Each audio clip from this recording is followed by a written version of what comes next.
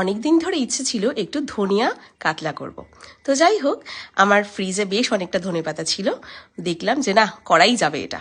আর আমি কিন্তু 4টে কাতলা মাছ ফ্রাই করেছি ঠিকই এয়ার ফ্রায়ারে, ভীষণ সুন্দর ফ্রাই হয়েছিল, কিন্তু রান্নায় দিয়েছিলাম 2টো, মানে ধনিয়া কাতলাতে 2টো করেছিলাম, আর মাসিকে একটা পাতলা ঝোল করে বিনস দিয়ে আমি একটা মাছের ঝোল বানিয়ে দিয়েছিলাম।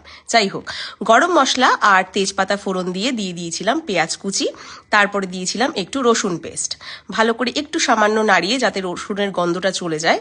তারপরে মশলার মধ্যে দিয়ে দিলাম একটু ধনে গুঁড়ো, জিরে গুঁড়ো আর একটু আদা বাটা। 2টো কাঁচা লঙ্কা তো দিতেই লাগবে, কারণ কাঁচা লঙ্কা ছাড়া কিন্তু এটা চলবেই না, ওটা মাস্ট। তারপরে যেটা পেস্ট বানিয়ে রেখেছিলাম, বেশ অনেকটা ফ্রিজে আবার তুলেও রেখেছি পেস্ট, যে পরে যদি আবার কাজে লাগানো যায়। আর এখানেও একটু দিয়ে দিলাম, বেশ দেখলাম অল্প একটু ধনেপাতার পেস্টেই কিন্তু বেশ অনেকটাই হয়ে যাচ্ছে। যাই হোক, একটু নাড়িয়ে একটু জল দিয়ে তারপরে কাতলা মাছটা দিয়ে দিলাম।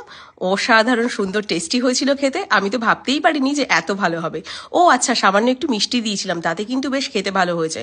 নুনও মাঝে সাঝে দিয়েছি, জানি না তোমরা খেয়াল করেছো কিনা।